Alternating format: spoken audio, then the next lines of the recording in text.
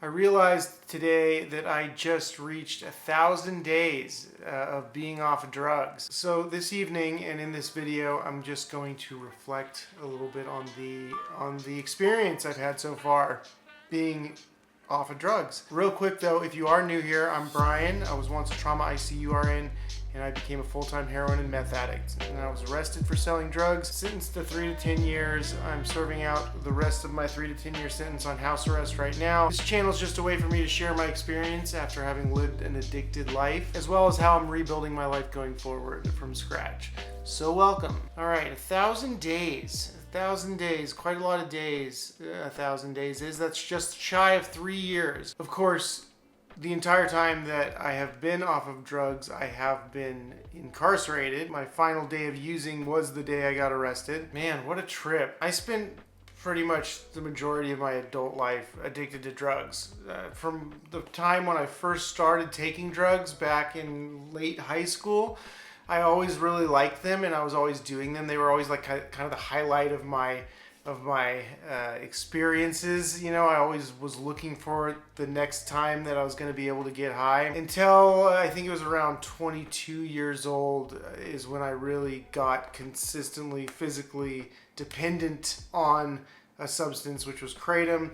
I always liked opiates. Kratom was just kind of my mainstay because it was always available. And I have been consistently addicted to something ever since then. So it's been a long road. I'm 37 now. So I was 34 when I got arrested. So from 22 to 34, I was pretty much consistently on a substance.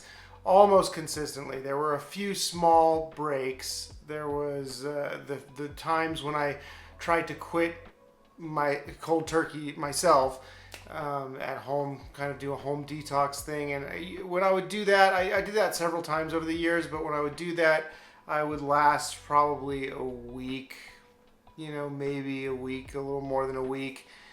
Each time I did that multiple times. But other than those attempts, my only period of really being off drugs was the 6 months surrounding when I went to rehab. As some of you know, I was kind of dragged off to rehab. It was a 3-month inpatient rehab. I did those 3 months, and then I was sober for about 3 months after that until I relapsed, and then kind of went the most crazy that I had ever gone in my life on heroin and meth up until the point where I was arrested. So since the day that I was put in jail, September 23rd of 2021, I have been detached from my problem substances. And I would say this has been the only real break that I've ever had. The thing about this break, I think that many people's sober journey maybe starts from being forced into something. When you're really attached to your problem behavior or substances, it is really hard to detach on your own. You're in a place where your mind is kind of wrapped up in it and consumed by it, and so your ability to make reasonable decisions, like life decisions, is greatly compromised. So I think often it does take something to just force you away from your thing. So I have no problem 100% crediting my getting off of drugs to my arrest, to the criminal justice system.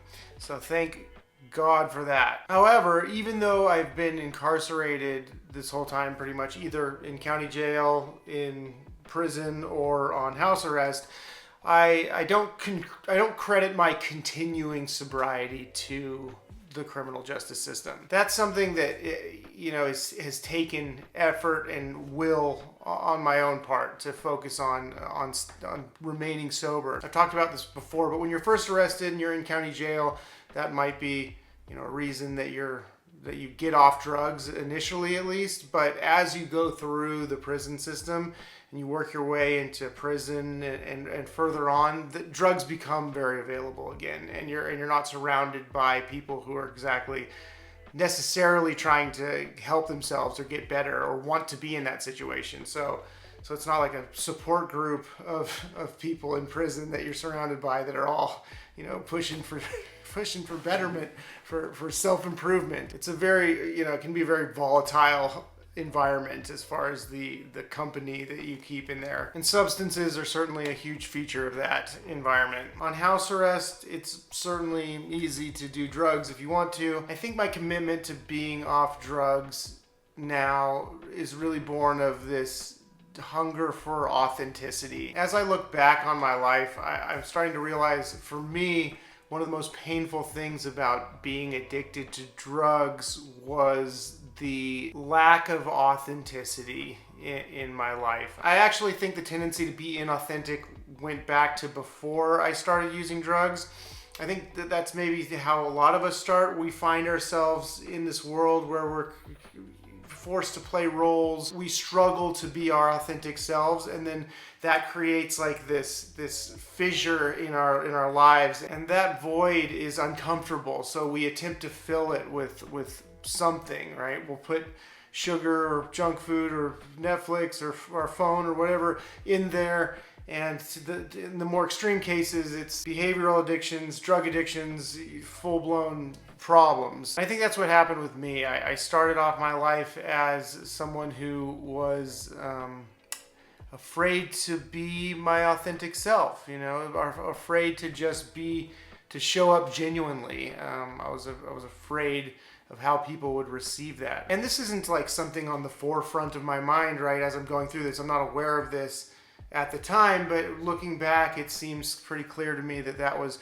part of the appeal of drugs. Is it felt like it solved a problem, right? It solved this problem of feeling awkward or feeling like inauthentic, and it was something that filled that void rather well. And it's possible at early stages that maybe they did provide some actual sense of authenticity, where I was able to relax my guard enough to actually allow some authenticity to come out. But that, of course, doesn't work for long, and I ended up spending over a decade completely physically dependent on drugs, and then even longer than that before, where I was just, my attention was always captivated by drugs, and I was always seeking them out and wanting new drug experiences because I thought that was where the real value in life came from. After I got arrested and I kind of got off of everything, I found myself in such a foreign environment and in such a foreign experience for me, a foreign situation. I don't have any family that's been to prison. I have like one cousin who's been to prison, but it really wasn't part of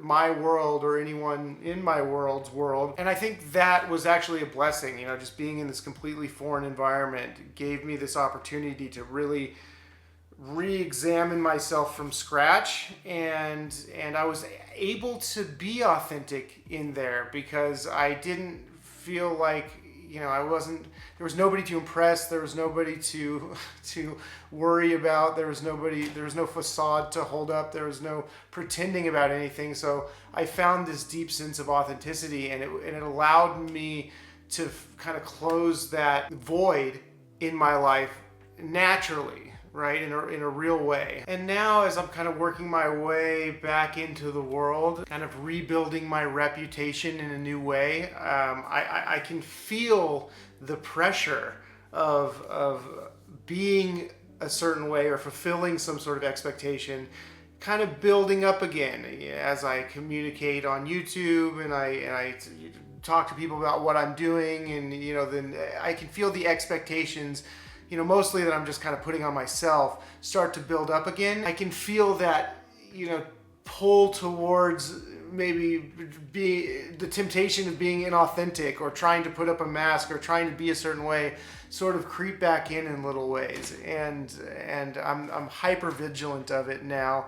And I'm really trying to be aware of that and continue figuring out how to move forward and become more engaged in the world again, whilst not losing the connection that I developed over the last 3 years with this power of inhabiting authenticity. And so that's kind of just been on my mind, especially this last week or so. There's been some new things and opportunities popping up, and with that, like some stress, and I've been nervous about some things that I might be doing here soon, and just a lot of changes that may be happening. The ankle monitor might be coming off soon, and I definitely want to move forward and continue to engage in my life in bigger ways, obviously, than I am now, where I'm just stuck on house arrest.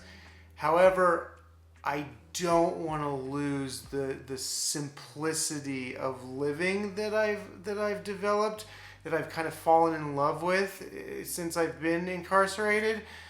There's something about living simply and with discipline that really leaves so much room for authenticity. It almost like draws it out naturally. But then, like I said, I can feel this opposing force of obligations and expectations and that's pulling in the other direction. And I can see already that if I let the stress build from that, that's where, those temptations to kind of like put up a mask comes in. And then that's when you want to start to pacify yourself, because it's not fun to feel stressed out. So if you're not dealing with it in real deep ways, then you can start to be tempted to just pacify yourself with stuff and cover it up and like do the Band-Aids thing, where you're just, zoning out on your phone, wasting time, binging on video games, eating bad food. That all that stuff starts to sound good because it's like this false relief from this. Anyway, that's just kind of the thoughts that were rattling around in my head as I realized that it had been over 1,000 days now since I'd been off the drugs, and it's actually been like 1,004, I think, today. I don't really keep track of my days like that. I kind of know how long I've been sober because I know how long it's been since I've been arrested because of the sentence, but I don't know. I know the practice of keeping track of days is really important to some people who have found their way through addiction, and that's great. To me, I just don't think about it that much. I don't know what it is. It just doesn't seem like something that brings a lot of value to my forward progress to continually think about how long it's been. That's just my personal preference. I feel like I'm focused on moving forward, and just the amount of time that it's been since I used last doesn't seem like that big of a deal to me. I feel like it is at first, like when you first get off and you're maybe struggling, you're in a situation where you're struggling to stay away from your drugs.